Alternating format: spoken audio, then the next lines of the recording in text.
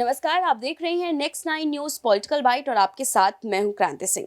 राहुल गांधी विदेश यात्रा पर निकले और विदेश यात्रा पर ऐसे निकले कि वहां जाकर के केंद्र की मोदी सरकार को निशाने पर ही ले लिया। यहाँ जब देश के अंदर रहते थे, यहाँ राहुल गांधी मीडिया के सामने मुखातिब भी होते थे तो एक सवाल वो उठा देते थे कि देश की मीडिया जो है वो बिक चुकी है, देश की मीडिया जो है वो उनकी बात नहीं दिखा रही है, उनकी बात जो है सामने स्पष्ट नहीं कर रही। और यही वजह है कि आज इंटरनेशनल लेवल पर पहुंच करके राहुल गांधी जो है मोदी सरकार पर निशाना साध रहे हैं और वो भी खुले अंदाज में। उनके इस खुलेपन को देखने के बाद जो है ये कयास लगाए जा रहे हैं कि क्या मोदी सरकार के ऊपर जो है इस बार गाज गिरने वाली है, क्योंकि इस बार जो है चुनावी माहौल से पहले ही पीएम पद के उम्मीदवारों के बीच में जबरदस्त भिड़ंत देखने को मिल रही है। राहुल गांधी की तरफ से भी ये भिड़ंत देखने को मिल रही है।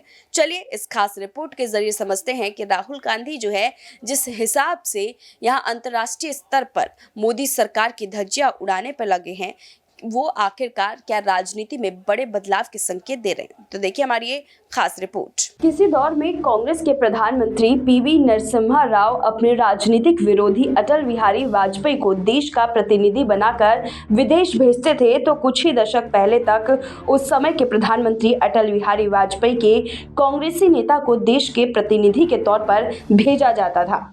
पिछले कुछ सालों में स्थितियां बहुत ज्यादा बदल गई हैं।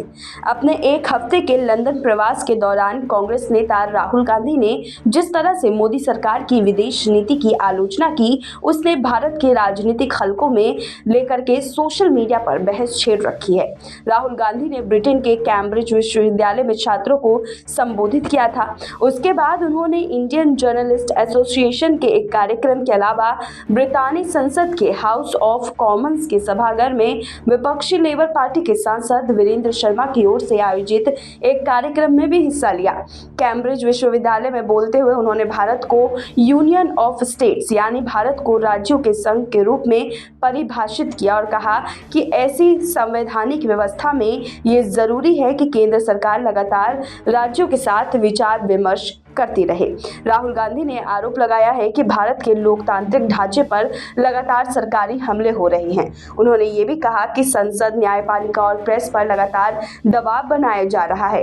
इसके बाद इंडियन जर्नलिस्ट एसोसिएशन के कार्यक्रम में उन्होंने वैसे तो रूस और यूक्रेन के बीच चल रहे युद्ध में भारत की नीति की तारीफ की, मगर उन्होंने चीन को लेकर भारत की विदेश नीति पर निशाना साधा। उन्होंने कहा कि भारत के विदेश मंत्री एस जयशंकर को चीन से खतरे का अंदाजा नहीं है। आप सभी को बता दें कि केंद्रीय सूचना और प्रसारण मंत्री अनुराग ठाकुर ने राहुल गांधी के बयानों की आलोचना की और कहा कि राहुल गांधी अपनी नाकामियों को छिपाने के लिए विदेशी धरती पर भारत की छवि खराब करने की कोशिश कर रहे हैं। सोमवार को पत्रकारों से बात करते हुए ठाकुर ने कहा कि राहुल गांधी विवादों का तूफान बन गए हैं। चाहे विदेशी एजेंसियां हो या चैनल, वो भारत को बदनाम करने में कोई कसर नहीं छोड़ते हैं।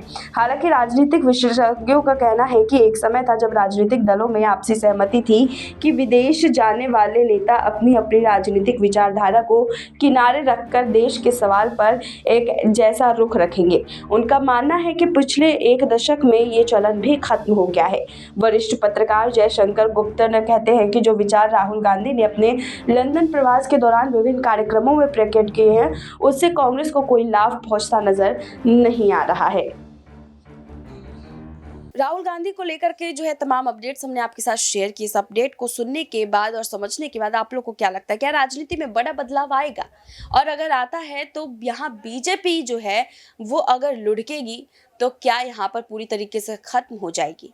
कमेंट में जरूर बताइएगा। अभी के लिए बस इतना ही। देश दुनिया की तमाम बड़ी खबरों के लिए देखते रहिए नेक्स्ट 9 न्यूज पॉलिटिकल बाइट।